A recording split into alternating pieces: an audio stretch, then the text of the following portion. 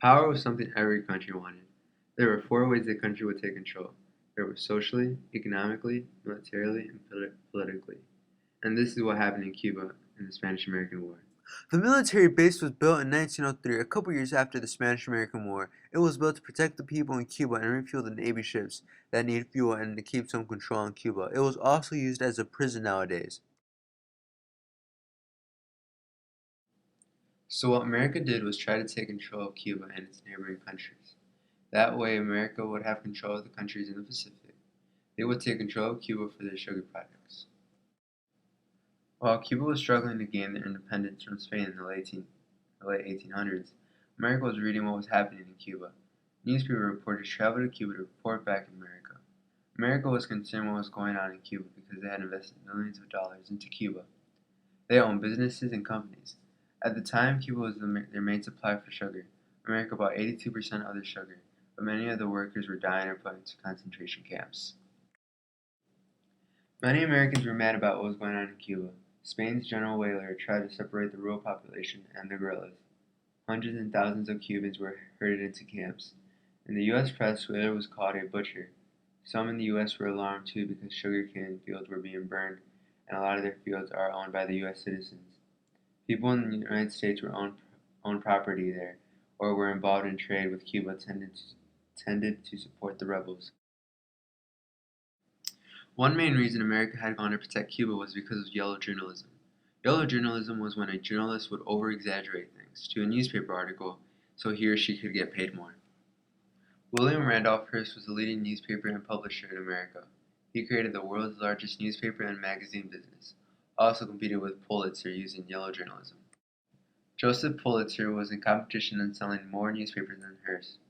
Both wanted to stand top, but Joseph also achieved the goal of becoming a leading national figure of the Democratic Party. The USS Maine was sent to Havana, Cuba. She was sent to protect the U.S. interests during the Cuban Revolt. But then, on February 15, 1898, without a warning, it exploded, killing 266 men on board. When the news broke out, Joseph Pulitzer and William Randolph Hearst printed in the yellow press. They used the phrase, "Remember the Maine, to hell with Spain," which was a shout out to America to do something. But there was never no evidence that Spain had to do anything with the explosion of the USS Maine.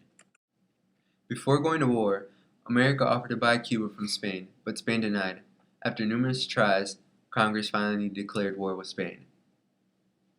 William McKinley was the president at the time, and he led the victory with Theodore Roosevelt by his side.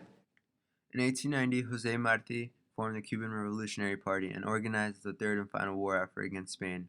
Veterans of various previous wars for independence came aboard: Antonio Maceo, Jose Maceo, Maximino Gomez, and Calixto Garcia, and others. America also fought Spain and the Philippines before they fought in Cuba.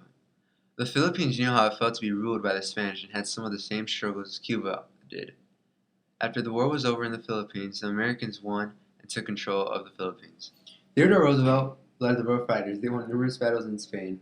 The Rough Riders were made of college students, Native Americans, and farmers. They won numerous battles in Cuba, like the Battle of Las Guasimas, Battle of San Juan Hill, and the Siege of Santiago. They were heroes back in America.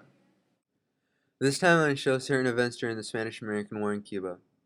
In 1868 through 1878, Cuban rebellion against Spanish rule was formed and many Cubans started to immigrate to the U.S. In 1895, Cuban rebels declared independence from Spain and the U.S. stays neutral.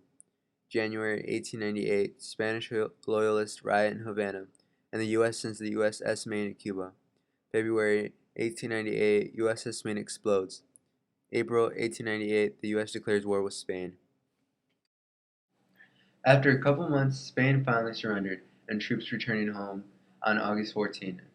On December 10, 1898, the Treaty of Paris was signed and officially ended the Spanish-American War.